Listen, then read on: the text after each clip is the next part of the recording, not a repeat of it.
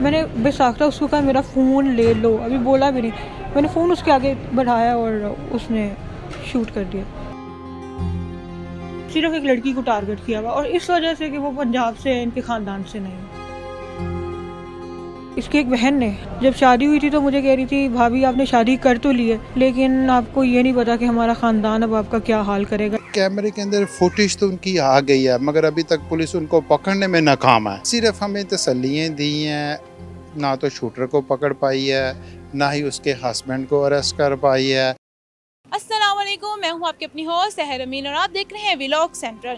नाज़रीन, लाहौर में क्राइम का मसला बहुत तेज़ी से बढ़ता नज़र आ रहा है। हाल ही में इंतहाई अफसोसनाक वाक़या जो कि DAJ फेज़ 5 में पेश आया जिसमें ज़ैनब नामी खातून अपने सालोन से निकलती है तो दो नामालूम अफराद उन पर अंधाधुंध फायरिंग कर देते हैं। तो चल के ज़ैनब से जानते हैं, वाक़या के मुद्दई से जानते हैं कि अब तक FIR हो चुकी है, पुलिस ने कितना तावन किया और इसके साथ साथ क्या मुलजिम अब तक पकड़ा गया है। तो चलकर जानते हैं। जो FIR थी वो कट चुकी है। वाक़या क्या था, आपको किस पे शक है? क्योंकि आपको पहले भी थ्रेड आते थे तो आपने मतलब कि सीरियसली एक्शन क्यों नहीं लिया थ्रेड के ऊपर? मुझे शक नहीं है, मुझे यकीन है क्योंकि करने वाला मुझे 3 महीने से बता रहा था और मैंने एक्शन लिया था। मैंने ऑनलाइन कंप्लेंट जैसे ही की तो उसने मेरे मियाँ ने मुझे एक हल्फी बयान जो है वो बनवा के दे दिया कि मैं वैसे ही कह रहा था। आपकी लव मैरिज थी, ठीक है? लव मैरिज के बाद ये किस तरह के मामलात थे? क्या वजह थी जो आपके हस्बैंड इतने तैश में थे कि उन्होंने 6 गोलियां आप पे चलवा दी हैं? अभी जो वाक़या हुआ उसका रीज़न ये है कि तुमने अपना इंस्टाग्राम अकाउंट दोबारा एक्टिवेट क्यों किया है। और उसकी फ़र्स्ट वाइफ और उसकी फैमिली में जितने भी लोग थे वो कहते थे कि ये लड़की जो है हमारी ख़ानदान की जो है, एक तो हमने इसको कबूल किया है, ये पंजाब से है, अभी ये सोशल मीडिया चला रही है, तो उसको हर वक्त एवरी डे दिन में हज़ार बार इसी चीज़ पे उकसाते थे। उनको नहीं पता था आप मीडिया में है, मीडिया में आपकी प्रोफाइल है और एक मीडिया पर्सन के लिए एक शोहर की खातिर अपनी प्रोफाइल को क्लोज कर देना बहुत बड़ा एक्शन है। वो भी किया था बट उसके बावजूद घर में झगड़े लड़ाइयाँ ख़त्म नहीं हो रही थी तो उसके बाद कुछ फिर फाइनेंशियल इश्यूज़ आने लगे। मुझे फाइनेंसिस पे बहुत ज़्यादा प्रेशराइज करना स्टार्ट कर दिया तो मैंने अपना बिज़नेस स्टार्ट किया। उस बिज़नेस को रन करने के लिए मैंने इंस्टाग्राम तंग आके दोबारा एक्टिव किया क्योंकि जाहिर है जब मैं एक बिज़नेस चला रही हूँ तो मुझे I have to be socially active. तो ये रीज़न उसे बर्दाश्त नहीं हुई। घर के जो मुलाजमीन हैं उनसे इन्फॉर्मेशन लेता था मैं कब घर से निकल रही हूँ। काफ़ी दफ़ा उसने मुझे पहले भी बोला कि तुम्हारे पीछे शूटर थे, वो तुम्हें शूट करने लगे थे, फिर तुमने गाड़ी राइट की लेफ़्ट की। फिर मुझे ये कौन बताता था आपको?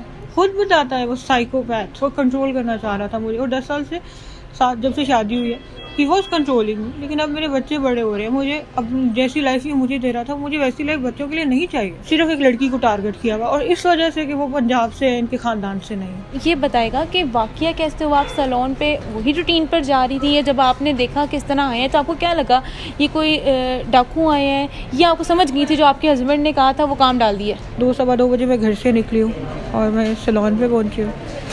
मैं अभी अपना सामान निकाल रही थी गाड़ी से, एकदम से दरवाज़ा खुला। मैंने कहा ये मेरे गार्ड ने, बड़ी जो सैलून का गार्ड है, इसने बदतमीज़ी से दरवाज़ा, एक लम्हे मेरे ख्याल आया, मैंने कहा इतनी बदतमीज़ी से दरवाज़ा कैसे खोल, ये तो वेट करता है मेरा गाड़ी से बाहर निकलने का। मैंने देखा है तो वो शूटर था।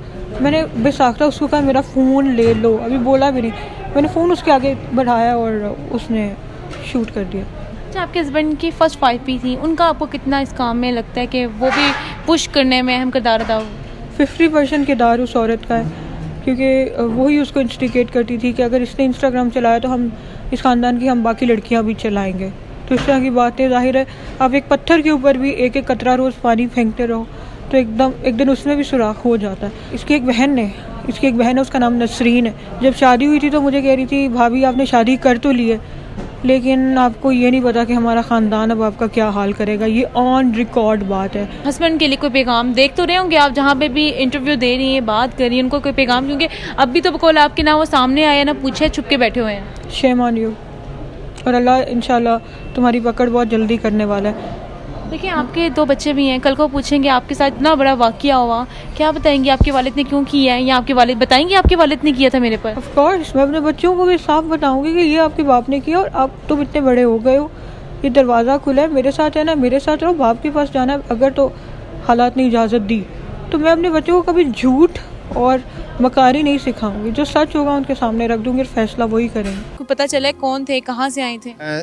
कैमरे के अंदर फुटेज तो उनकी आ गई है, मगर अभी तक पुलिस उनको पकड़ने में नाकाम है। पुलिस ने अभी तक उनको पकड़ा नहीं है, चेज़ नहीं कर पाया। उनकी शिनाख्त हो पाई है, ये हमारे साथ पुलिस ने शेयर नहीं किया है। नहीं, ये वाकई तो पेश आया था, इससे पहले थ्रेट भी दिए गए थे, किन की तरफ से थ्रेट थे और इसको आप लोगों ने सीरियस क्यों नहीं लिया? उसकी हस्बैंड की तरफ से उसको थ्रेट मिलते थे, उससे 3-4 माह से वो हस्बैंड उसका थ्रेट कर रहा था। उसके पास वो काफ़ी प्रूफ वगैरह भी उन चीज़ों के हैं कि जो हस्बैंड की तरफ से थ्रेट आ रहे थे। और तकरीबन 4 दिन पहले अननोन पर्सन पोलर के बाहर आके सिक्योरिटी गार्ड को एक थ्रेट लेटर ड्रॉप करके गया। उसने सिक्योरिटी गार्ड को बोला है कोई भी इसको खोले नहीं, कोई भी इसको पढ़े नहीं, सिर्फ मैडम खोलें और मैडम ही पढ़े। लव मैरिज की थी तो आप लोग उनको पता ही था ये मॉडल भी है? कोर्स उनको मालूम था, जब वो उसकी ज़िंदगी में आया था वो खबरनाक में काम करती थी और हर चीज़ का पता था उसको कि ये मीडिया पर्सन है।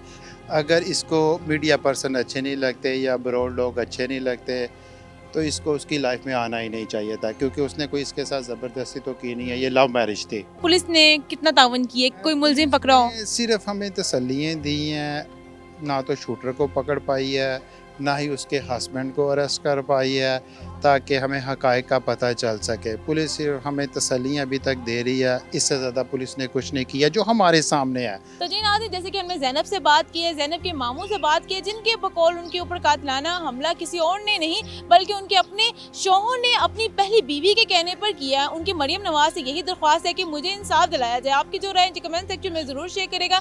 तब तक के लिए मुझे दे इजाज़त, फिर हाज़िर होंगे किसी नए प्रोग्राम के साथ। तब तक के लिए अल्लाह निगहबान।